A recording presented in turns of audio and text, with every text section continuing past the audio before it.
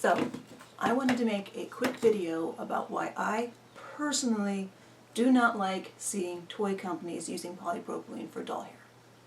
Now, you get a doll with polypropylene hair, you take it out of the package, and the first thing you notice is that the hair is incredibly lightweight. So it doesn't really hang nicely. And then you start messing around with the doll, and the next thing you notice is that the hair starts to snarl and tangle and get knotted up really easily. Those are not the issues. The issue that I object to most about using polypropylene for doll hair is that polypropylene is destroyed by ultraviolet light in a way beyond how ultraviolet light normally destroys plastic.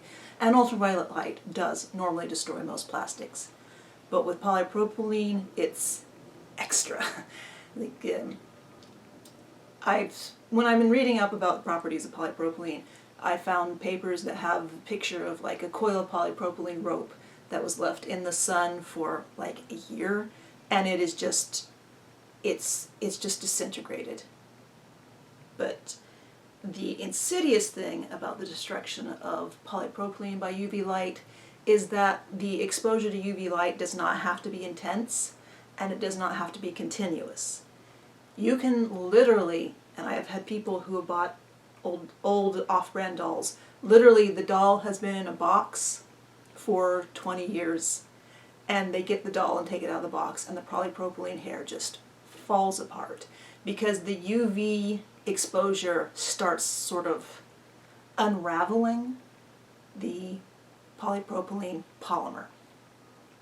And I have an example. Part of what inspired me to make this video is someone sent me a box of doll parts. Thank you as always for your generosity. And there were 2 Breyer horse rider heads in them. And I've traced this sculpt to being something that Breyer used in like 2003 to 2006. So these are roughly 20 years old. One of the sculpts, the heads, is this one. Now this one, the hair is low quality nylon. That's something that people newer to the doll hobby tend not to realize, that before the 90s, most of the history of fashion doll hair, like late 20th century, 50s, 90s, it was low quality nylon. It's not the really nice nylon, the heavy stuff that Rainbow High uses.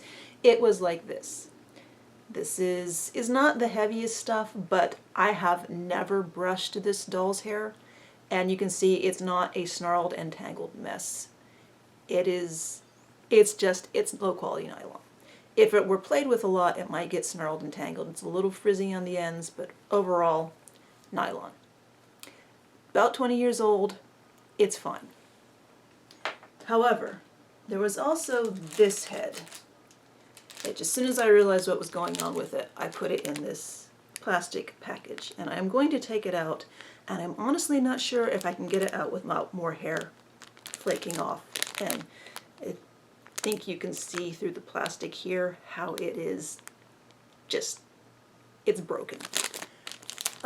Because this is the fate of all polypropylene doll hair. Let's see. Okay, that was just like that. Yeah, there is no hair left attached to this set. I thought maybe I could put it in the video and run my finger over it and you'd see it flake off. But there's just not enough hair left to do that.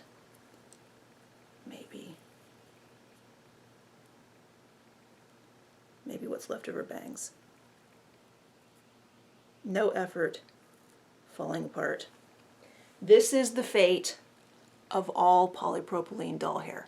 It's actually the fate of all polypropylene plastic, but it's worse with doll hair.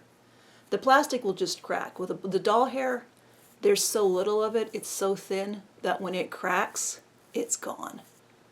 I don't know if you can see, I'm just running my finger over it, and more of it is falling off.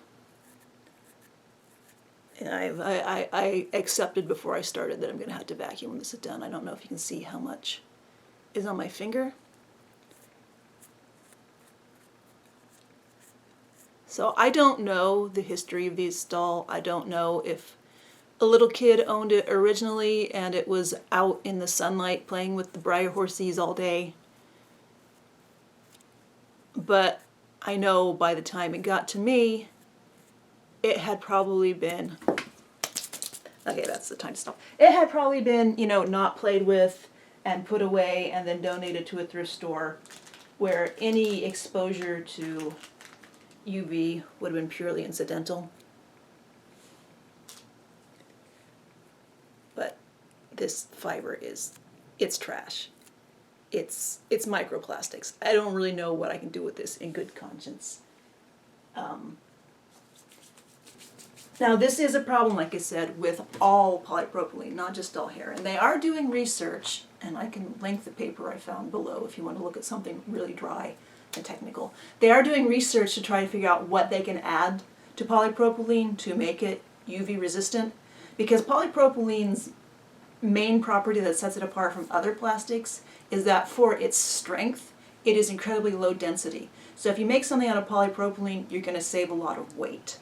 So polypropylene has a place in plastic use, but that UV destruction is a problem. And they are looking for substances that they can add to polypropylene to make it UV resistant. And everything that the paper listed also makes it on a molecular level rougher, which is what we do not want in doll hair. And even if they could figure out how to make polypropylene UV resistant and smoother, none of the dolls we have now have that.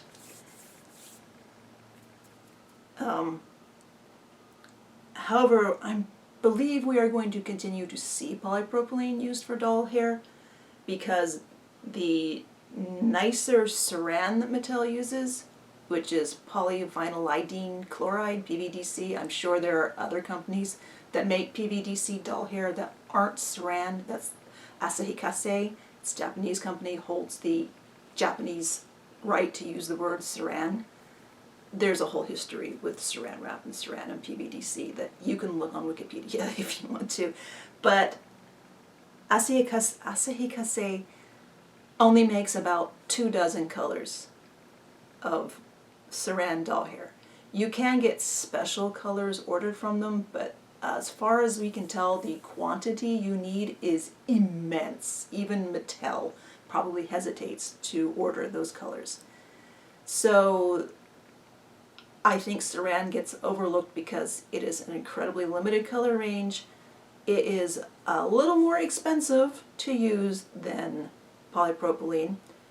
Saran is notorious for not holding a curl very well. So if you want to get a good textured doll hair, you need to use either poly or nylon.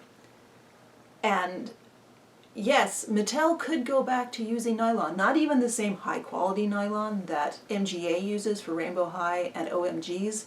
They could go to the lower quality nylon that they used for most of Barbie's history, but the doll nerds and I have a theory that Mattel is not going to use nylon as long as they're using the current the current rooting process that they use, where they use the machines to put the hair into the head, but that doesn't have that interlocking loop inside, and instead they take it to another machine and melt the hair inside the head so it stays. And the melting point of nylon is a lot higher than the melting point of either saran or polypropylene. So I'm not sure, but it is possible. I still have icky little fibers on my finger. It is possible that the melt point of nylon is so high that you would risk damaging Mattel, the factories, would risk damaging the head vinyl. So I believe, again, this is a theory. This is a theory that a few other doll nerds think sounds viable, that as long as Mattel is using this melt the inside of the hair rooting process, they are never going to go back to using nylon, and they're never going to start using the high quality nylon like MGA uses either. So poly has a lot more hair colors available than saran, and poly has more textures available because it takes a heat set easier, and poly is cheaper than saran. So I can see why toy companies like Mattel will continue to use poly. I just really, really wish they wouldn't. But we have what we have, and I do have a few dolls with poly hair. They were gifts. I thank you for them. They are lovely dolls, but the hair, in 15 to 20 years, whoever has the doll's not going to have hair. And I don't think Mattel is doing this maliciously. I don't think they're saying, oh, as long as we do this, there will be no future of secondary market dolls, and people will have to buy new dolls. I think the fact that Mattel has never really used poly hair for dolls until the last 8 years means that Mattel designers, who I believe largely aren't actually doll fans, I think they're there to be designers, fashion designers first. They don't know. They literally just don't know about how poly degrades. They're just there for the pretty colors that poly has. And I can't remember where this thought started. Oh yeah, I don't think Mattel is doing it maliciously. I think it's cost-cutting and lack of knowledge.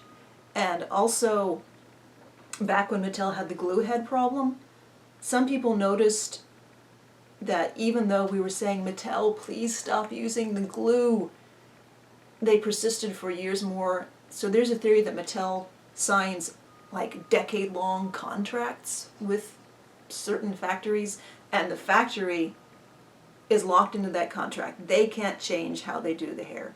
So it's possible, again, this is theory that the doll nerds have, that Mattel is locked into a contract right now with using the melting process of doing a reroute. Because that probably does save a few inches of hair per doll head, because you don't have all the locking loops inside, you get just shoved in and melted. So over production run, that's going to save money.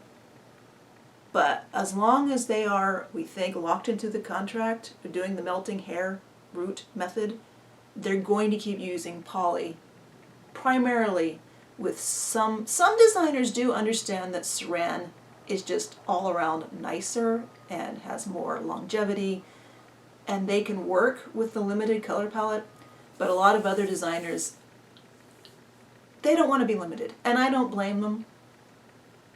I tend to work better when I have limits set on me. That's why I love working with secondhand stuff and stuff that people have given me, but that's a whole other diversion, a whole other topic for a whole other video. This video is about why I don't like seeing polypropylene used for doll hair, and I think I've made my point. So thank you for watching.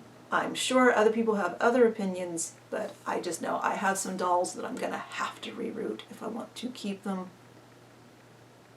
And I don't like to reroute. So anyway, again, I'm rambling. This video is over. Thank you for watching.